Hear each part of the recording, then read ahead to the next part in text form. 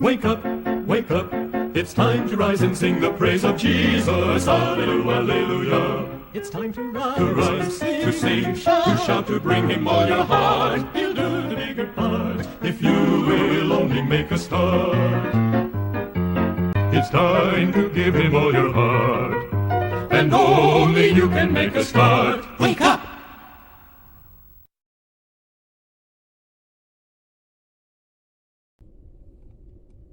Welcome to an 8-part inspirational devotional series entitled NEWSTART Solution. For 8 consecutive days, we will be talking about the greatest long-term solution to health-related problems, especially during this time of pandemic.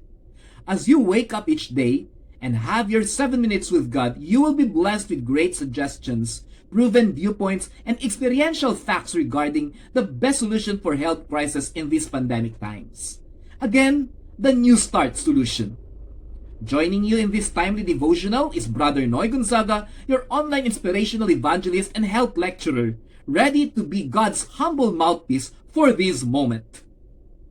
For our 7th offering, let us talk about rest. R in NEWSTART stands for rest. So that we will not be lost in the broadness of this topic, we will focus our inspirational learning in 4 questions. Question number 1. What are the top 3 urgencies why rest should be prioritized? Question number 2. How can we rest in a busy and scary world? Question number 3. Is there a suggested technique for short, effective rests? Question number 4. Can rest boost our immune system? These are the questions I want to have answers for, and I know you have also the same questions in your mind. However, let us consult first the prescription of God's holy word in the book of Matthew 11, verse 28. It says, "Then Jesus said, 'Come to me, all you who are weary and heavy laden, and I will give you rest.'" This is the Lord's statement of fact, a promise. We just have to claim it and approach Him with all sincerity, and He will always afford us comfort we have never tasted before. Friends, rest is actually a stoppage of activity or a limitation of maximum action so that there will be relaxation or slowing down for the system to recover strength and power. Oftentimes, rest is associated with renewal of energy, solution of fatigue, fastening of the weak, and inspiration to the despair. That is why this is a very important regimen if the person wanted to stay healthy and have a competitive body resistance, especially during these times of pandemic. Rest is an important part of a healthy lifestyle for all ages. That is clear. It rejuvenates our body and mind, regulates your mood, and is linked to learning and memory function. On the other hand, not getting enough rest can negatively affect our mood, immune system, memory, and stress level. Almost everything about the mind. So without wasting more time, let us go to our first concern. Let us name the top 3 urgencies why there is a need for rest. Urgency number 1. Rest and sleep improves our memory.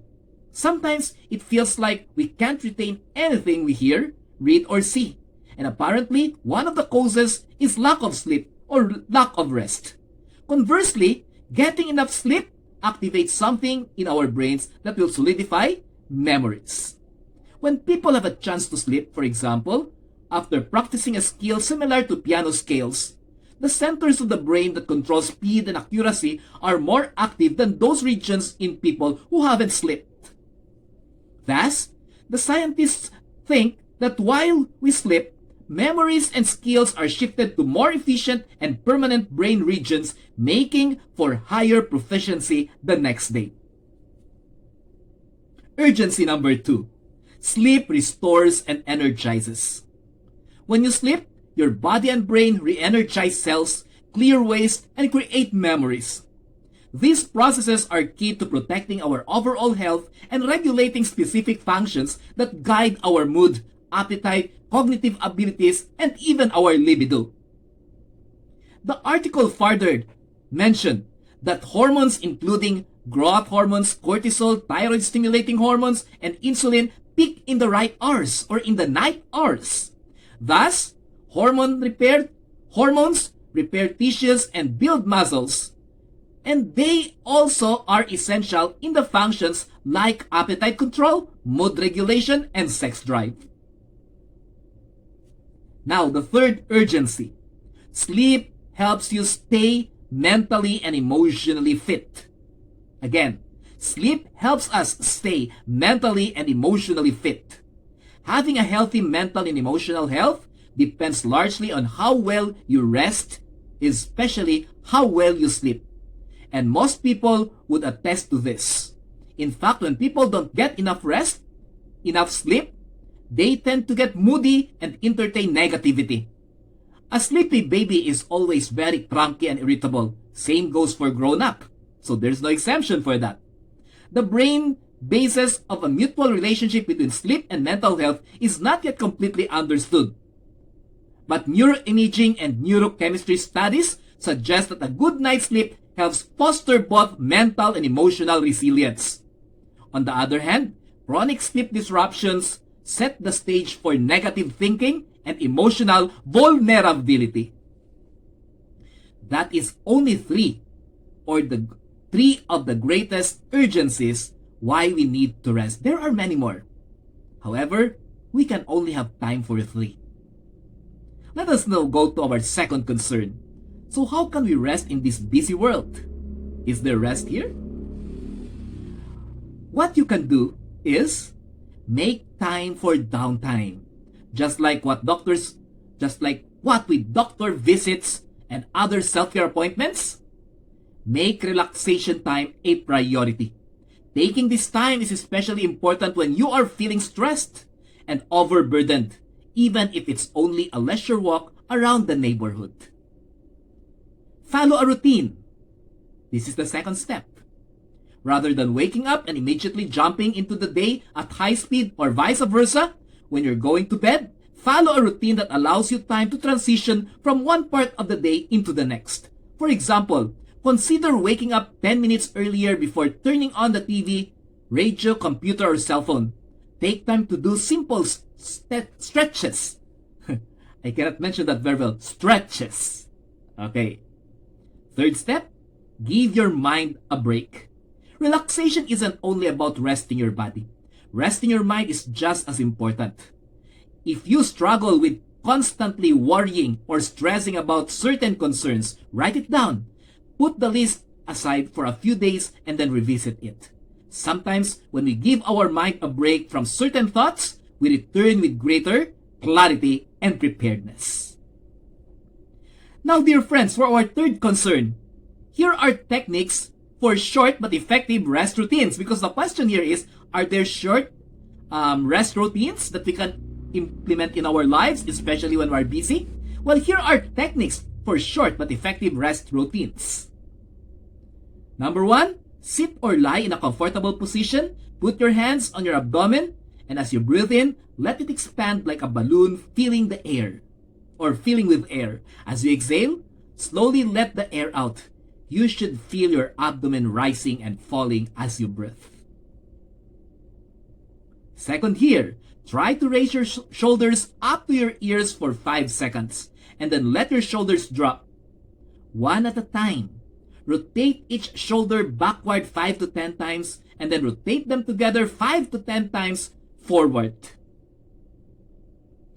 Then, in a relaxed position, close your eyes and breathe naturally. Think of the number 1 as you inhaled.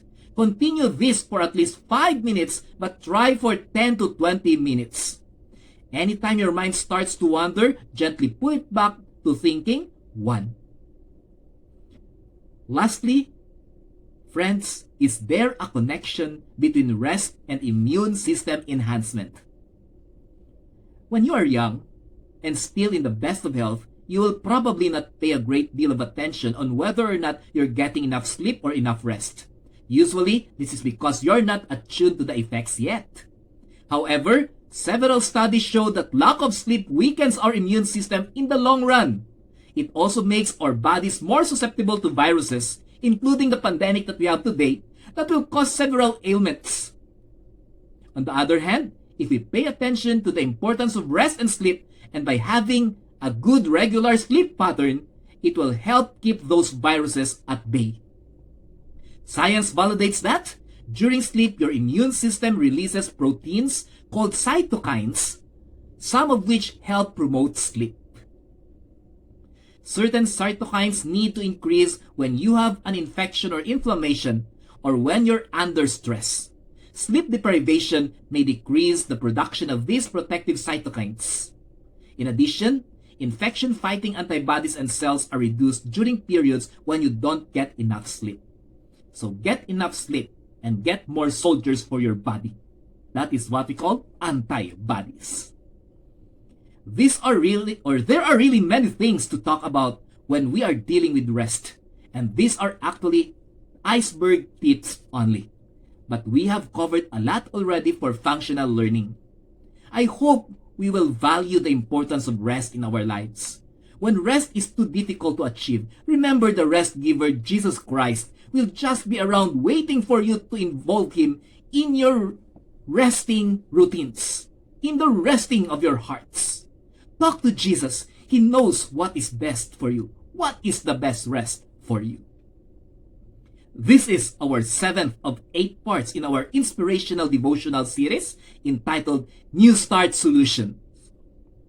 R in NEWSTART stands for rest. This is still an advocacy and inspirational sharing through morning devotionals because we always know that to start our day right, there is no greater way of starting great than to have 7 minutes with God this moment. Have a healthy, happy, rest-filled, and sleep-wealthy life to everyone.